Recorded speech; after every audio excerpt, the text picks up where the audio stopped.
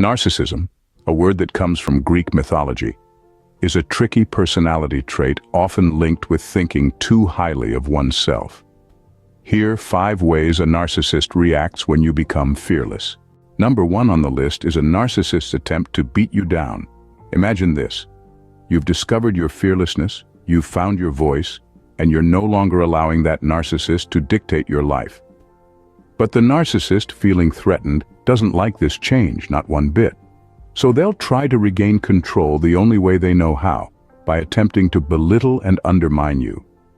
Picture a castle, your castle, built from your fearlessness. It's strong, it's grand, it's impenetrable, but the narcissist, they're like a relentless storm, battering against your walls, trying to find a way in. They'll hurl insults like arrows. They'll use your insecurities as battering rams.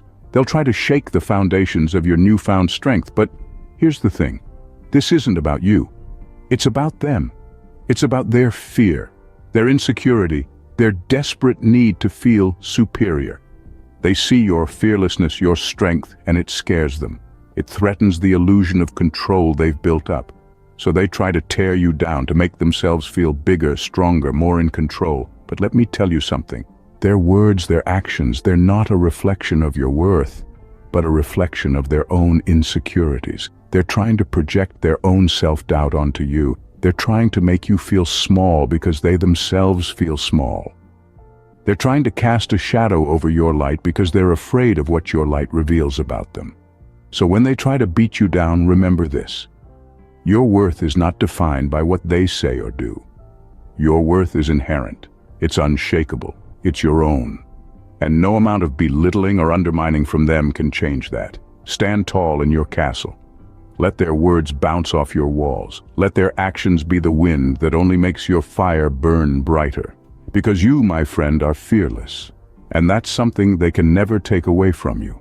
Remember, their attempts to beat you down are not about you. They're about their own insecurities. The second reaction is silence, and it is deafening.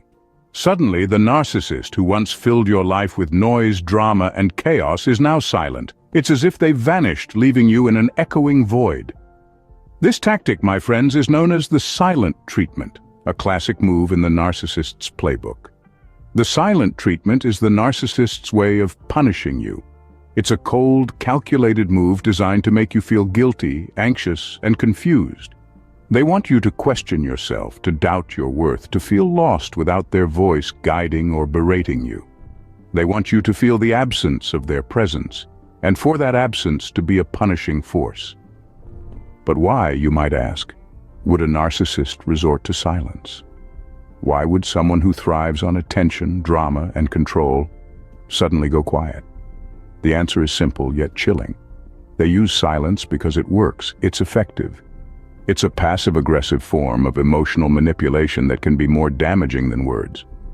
When a narcissist goes silent, they are not showing remorse or taking time to reflect. No, they are using this time to punish you, to make you miss them, to make you feel guilty for standing up for yourself, for becoming fearless. But here's the catch. Their silence is not a reflection of your worth, it's a reflection of their fear.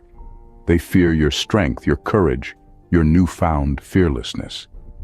They fear losing control, losing their narcissistic supply, losing the narrative they've so carefully crafted. So, when the narcissist in your life goes silent, don't interpret it as a sign of your inadequacy. Instead, see it for what it truly is, a desperate attempt to regain control, to pull you back into their toxic web. Remember, silence is not golden when it's wielded as a weapon. It's a tool of manipulation designed to control and disorient, but you are strong, you are fearless, and you are not alone. Silence is just another weapon in their arsenal, and recognizing it for what it is can help you stay fearless. Third on our list, the narcissist discards you. It's a bitter pill to swallow, but it's the harsh reality of dealing with a narcissist.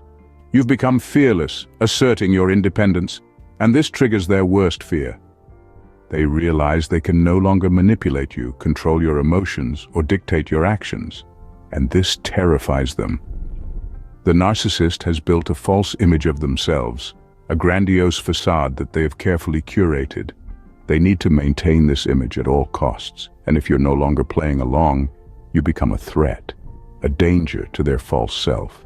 And so, they discard you. They throw you away like an unwanted object, as if you don't matter, as if your shared history, your shared emotions, your shared experiences mean nothing. It's a cruel and ruthless act, all the more shocking because it might come without warning. One day you're indispensable, the next you're disposable. It's a stark reminder of the narcissist's inability to form genuine human connections. They see people as objects to be used and discarded at will, not as individuals with feelings, hopes, and dreams. But here's the thing. It's not about you, it's about them. It's about their inability to deal with anyone who doesn't feed into their narrative. It's about their fear of losing control, their fear of being seen for who they truly are. It's about their lack of empathy, their lack of understanding, their lack of humanity. So if you find yourself discarded, remember, it's not a reflection of your worth. It's a reflection of their limitations. You've shown courage, you've shown strength, you've shown resilience, you've taken a stand, and that's something to be proud of. The discard phase is painful, there's no sugarcoating it. But remember, it's a sign that you're regaining control. It's a sign that you're breaking free from their grip. It's a sign that you're moving forward towards a future where you're in charge, where you're calling the shots, a future where you're fearless. Fourth, they run smear campaigns against you. Now we arrive at a particularly malicious tactic employed by narcissists. Picture this. You've become fearless, you've shrugged off their control, and they're left scrambling. Their immediate reaction? They attempt to tarnish your reputation. They paint you as the villain in their twisted narrative, all in a desperate attempt to regain control and keep up their false image.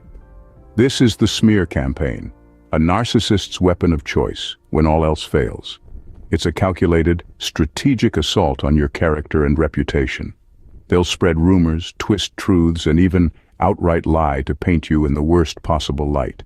They'll share fabricated stories with anyone who will listen, from mutual friends to family members, and even your colleagues. They do this for two main reasons: to isolate you and to protect their own image. By turning others against you, they hope to cut off your support system, making you vulnerable and alone.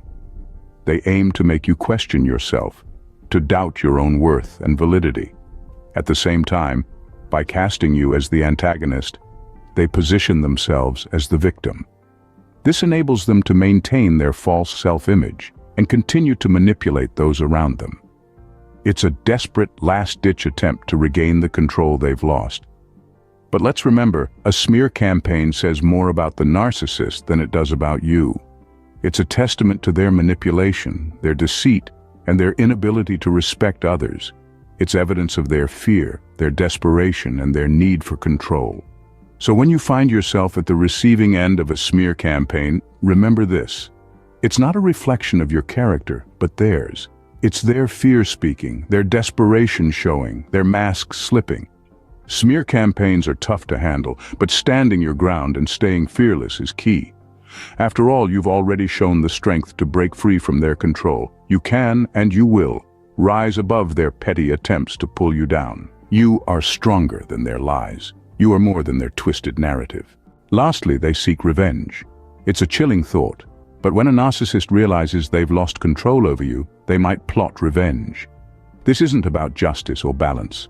No, it's a last-ditch effort to regain power and control, to re-establish the illusion of superiority they hold dear. Narcissists are masters at manipulation, remember? They have no qualms about twisting situations, spinning tales, and creating scenarios that paint them as the victim and you as the villain. They'll strive, they'll struggle, they'll scheme. All in an attempt to make you feel guilty, to make you question your newfound fearlessness. But hold on, let's take a moment here. Let's remember that revenge is a reflection of the narcissist's character, not yours. It's proof of their inability to accept their loss of control, their refusal to face their own insecurities. It's evidence of their desperation. So, what do you do when the narcissist seeks revenge? You stay strong. You stay true to yourself. You remember that their actions are not a reflection of your worth, but rather their own lack of integrity. You've become fearless, and that's something no narcissist can take away from you. They might try to tarnish your reputation, they might try to belittle your achievements, but they can't touch your courage, your resilience, your spirit. Revenge is a narcissist's final act of desperation. Stay fearless, and remember, their actions reflect their character, not yours. That's all for today. If you enjoyed the video, give thumbs up. For more videos like this, hit subscribe button